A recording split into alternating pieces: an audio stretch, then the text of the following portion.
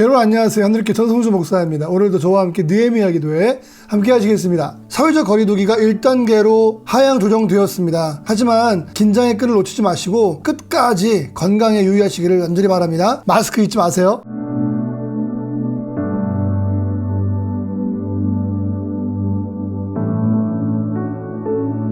오늘 말씀은 야고보서 5장 14절로 16절의 말씀입니다. 너희 중에 병든 자가 있느냐? 그는 교회의 장로들을 청할 것이요 그들은 주의 이름으로 기름을 바르며 그를 위하여 기도할지니라. 믿음의 기도는 병든 자를 구원하리니 주께서 그를 일으키시리라. 혹시 죄를 범하였을지라도 사하심을 받으리라. 그러므로 너희 죄를 서로 고백하며 병이 낫기를 위하여 서로 기도하라. 의인의 간구는 역사하는 힘이 큼이니라. 느헤미야 기도회 34일차 오늘 말씀의 제목은 치유기도 첫 번째 시간입니다. 오늘 말씀에 큰 은혜가 있기를 간절히 바랍니다.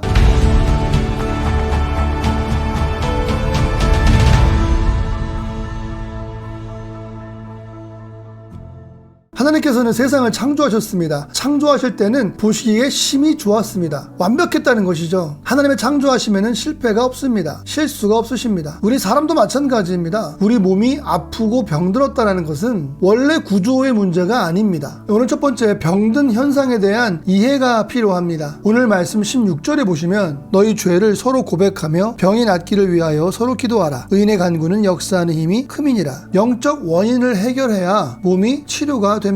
놓치기 쉬운 영적 원인들을 찾아서 치유의 길로 나아가야만 합니다. 첫 번째, 생명체는 흘러가야만 합니다. 몸이 병들었다는 것은 흐름이 막혔다는 얘기입니다. 호흡이나 또 혈액, 신경 등등은 흘러야 정상적으로 기능을 합니다. 영적인 것도 마찬가지입니다. 영적으로 하나님과의 소통이 막혀 있다면, 성도들과의 사랑이 막혀 있다면 영적으로 병들게 될 것입니다. 하지만 우리가 기도할 때 막힌 것들이 열리게 됩니다. 두 번째로 생명체는 하나님의 질서를 따라야만 합니다. 몸의 치유를 위해서 애써야만 하겠지만 무엇보다 중요한 건 영적인 건강입니다. 그런데 하나님의 질서를 따르지 않을 때 육체적으로 증상이 나타날 때가 있습니다. 악한 영이 지배하고 있기 때문입니다. 그러니까 기도로 악한 영을 물리쳐야만 합니다. 기도는 악한 영을 쫓아냅니다. 세 번째로 생명체가 건강하기 위해서는 온전해야만 합니다. 영적인 무기력함이 육체적인 질병까지 연결이 됩니다. 하지만 기도를 많이 하면 영적으로 건강해지고 충만해집니다. 온전해집니다. 영혼이 잘 돼야 범사가 잘 되고 육체가 강건하여 지는 것입니다. 두 번째로 치유 기도는 영혼을 구원하는 길입니다. 사람들이 치유 기도하는 것을 두려워합니다. 왜냐하면 기도 응답을 받지 못한다는 두려움이 있기 때문입니다. 기도했다가 치유되지 않으면 좀 그렇잖아요. 하지만 치유 기도는 반드시 응답됩니다. 그러니까 치유 기도는 육체적 질병을 고치는 목적도 있지만 영혼을 구원하는 것이 그 목적일 수도 있겠습니다. 예수님은 나사로가 병들었을 때에 곧바로 찾아가지 않으십니다. 나사로가 죽었다는 말을 들으시고 나서 찾아가십니다. 그리고는 많은 사람들 앞에서 나사로를 살려주시죠. 가족들은 병의 치료만을 바랬지만 예수님은 죽은 자를 살려주시면서 하나님 당신의 영광을 보여주십니다. 치유는 병든 자의 소원이 이루어지기보다는 주님의 뜻이 이루어지는 것입니다. 사도 바울도 육체의 가시라고 표현하면서 치료받기를 하나님 앞에 3번이나 기도하였습니다. 그러나 하나님이 고쳐주시지 않으셨습니다. 사도 바울은 그 육체적인 가시 때문에